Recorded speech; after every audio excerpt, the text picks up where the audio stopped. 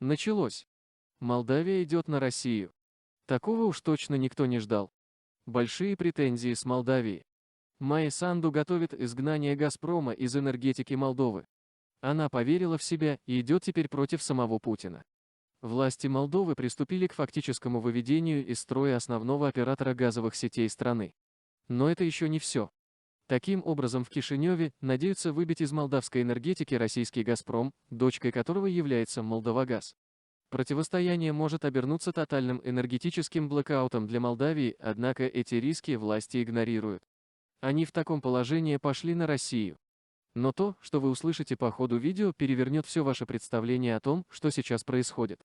Так что не забывай про лайк, давай начнем. Молдавский парламент провел в пятницу важные слушания по нарушениям в работе главного газораспределительного предприятия страны «Молдовагаз». Аудит проводила подотчетная молдавскому правительству счетная палата. Сама компания, оператор, принадлежит Молдавии лишь на 35,33%. Все остальные акции, включая контрольный пакет, под фактическим контролем России.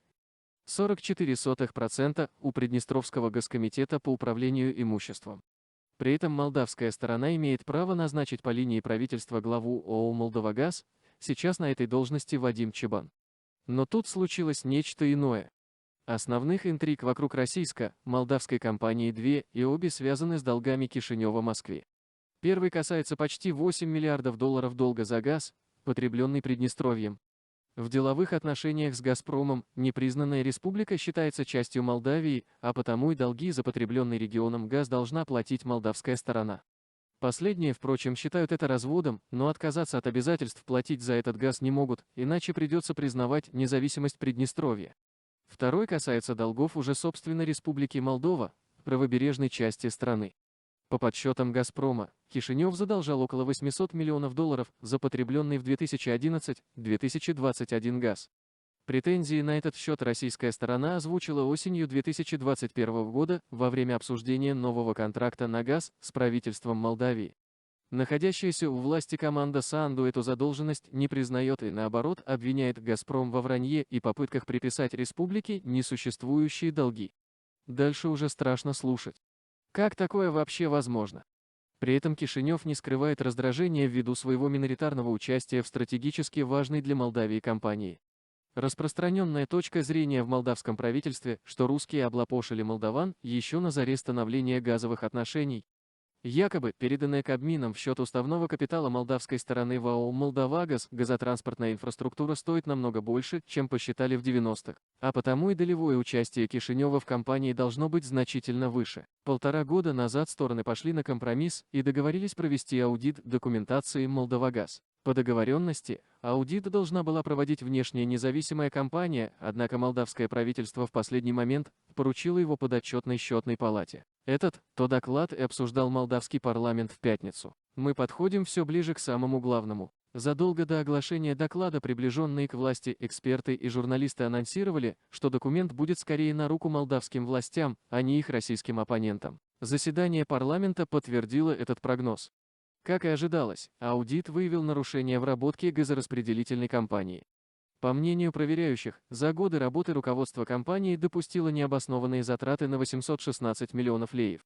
Еще на 3,1 миллиарда леев, как утверждают аудиторы, компания допустила убытков от курсовых разниц, в основном связанных с долгами за приобретенный газ. Что примечательно, одна из статей фактического обвинения в адрес компании, что поступающий в правобережную Молдову из России природный газ декларировался на таможне, тогда как поступавший в Приднестровье на молдавской таможне никак не отмечался. И, соответственно, судить об объемах поставленного в непризнанную республику газа Кишинев может исключительно на основании деклараций «Газпрома» и «Молдовагаз». Этим документам нынешние власти Молдавии, разумеется, не верят. Но тут что-то не так. По итогам доклада счетной палаты парламент поручил властям взыскать у «Молдовагаз» 175 миллионов долларов израсходованных необоснованно средств. Или засчитать эту сумму долгом российско-молдавской компании перед Республикой Молдова. Кроме того, правительство пересчитает стоимость газораспределительных систем и всей газотранспортной инфраструктуры, которую вложило в уставный капитал «Молдовагаз». И последнее в списке, но не по значению, Кишинев намерен присвоить себе право распоряжаться акциями приднестровской стороны или, в случае неудачи, заблокировать управление ими российской стороны. А здесь мощно отвечает и подключается Россия. Официально «Газпром» на ультимативные решения молдавского правительства не отреагировал. Там ожидали аудита независимой компании, а не Счетной палаты Республики Молдова. Частично свет на возможную реакцию Москвы проливает заявление Вадима Чебана, нынешнего председателя «Молдовагаз», назначенного на этот пост молдавским правительством по согласованию с властями РФ. Администрация предприятия обращает внимание на структуру и сам дух данного документа, который носит не обязующий, а рекомендательный характер, подчеркнул Чебан. В первую очередь, он заявил, что рядовым потребителям газа не пришлось платить за финансовые разночтения. В появлении этих разночтений, по словам Чебана, виновно правительственное Национальное агентство по регулированию в энергетике, которое и формировало закупочные цены и тарифы на доставку, транспортировку и распределение. В заключение Чебан пообещал сотрудничать с органами власти по всем статьям постановления парламента, хотя уже понятно, что ни денег, ни акций «Молдовагаз» не собирается Кишиневу возвращать. По крайней мере, до проведения независимого аудита. А теперь самый грандиозный финал. Впрочем, согласие компании или «Газпрома» может и не потребоваться. В правительственных кабинетах Кишинева изображают «Молдовагаз» российской энергетической удавкой, удобной для манипулирования внутренней и внешней политикой Молдовы. И, хотя открыто об этом власти страны не заявляют, фактически отчет Счетной палаты дает старт к расторжению газовых отношений с Россией по причине взаимных претензий. Главной целью молдавской стороны при этом остается захват газотранспортной инфраструктуры, которой сейчас ИД, Юри, ИД, факта Кишинев не владеет. Молдавии пора выбирать между европейским путем развития и Россией, заявил заместитель генерального секретаря Альянса Мирча Джоане во время выступления в эфире программы Insider Politic на Prima TV.